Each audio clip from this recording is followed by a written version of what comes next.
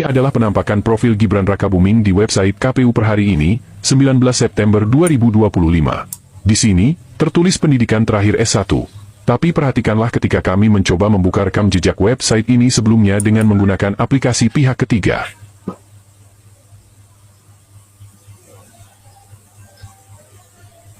Di sini terlihat bahwa khusus untuk tahun 2025 saja, KPU sudah 3 kali melakukan perubahan isi website ini, yaitu tanggal 14 Januari, dan tanggal 17 serta 18 September. Di sini kami mencoba membuka data di tanggal 14 Januari. Dan perhatikanlah isi website ini. Di profil Gibran Rakabuming, ternyata pada tanggal 14 Januari 2025, tertulis pendidikan terakhir bukan S1 tapi ditulis pendidikan terakhir. Dan inilah yang direaksi oleh salah satu netizen di awal video ini. Dan oleh karena di tanggal 14 Januari masih tertulis seperti itu, maka ada kemungkinan website ini diubah pada tanggal 17 atau 18 September. Bayangkan, selama proses kampanye dan pemilihan presiden, KPU mempublikasikan data yang menutupi fakta pendidikan terakhir sang calon presiden. Gibran menempuh pendidikan di secondary school dan itu hanya ditempuh selama 2 tahun, dari tahun 2002 sampai 2004. Maka ini berarti bahwa Gibran sejatinya hanya menyelesaikan kelas SMP di Singapura, bukan SMA. Akibatnya apa? 1.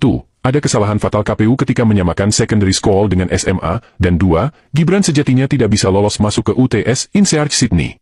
Dan jika kita perhatikan riwayat pendidikan Gibran di Wikipedia, kita seolah mendapatkan penjelasan yang relevan. Di sini disebutkan setelah lulus sekolah menengah, Gibran mendaftar di UTS INSEAD, program jalur atau preparatory courses bagi mahasiswa asing yang ingin belajar di Universitas Teknologi Sydney di Australia, namun memutuskan untuk pindah kembali ke Singapura untuk pendidikan sarjana perguruan tinggi.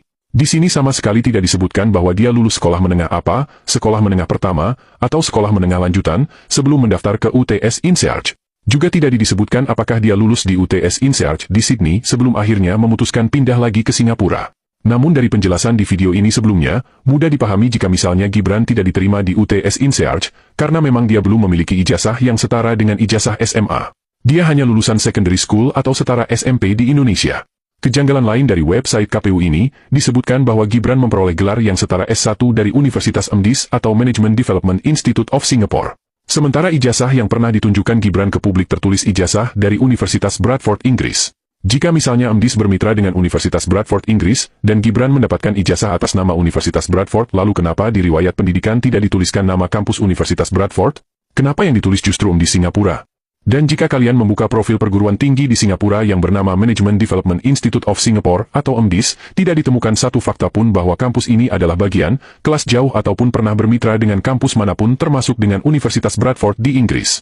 Yang ada, sejak tahun 2008, kampus ini membuka cabang di berbagai negara seperti Uzbekistan di tahun 2008 dan 2014, kemudian Malaysia di tahun 2011, India di tahun 2015, Turkmenistan di tahun 2016 dan membuka kampus baru di Singapura di tahun 2025 ini. Dari sini kita bisa membaca bahwa kampus ini adalah sebuah kampus yang sudah cukup mandiri. Kenapa seseorang yang mengaku pernah kuliah di sana tapi justru memiliki ijazah dari universitas lain? Ada banyak pertanyaan yang harus dijelaskan baik pihak KPU maupun kubu Gibran sendiri.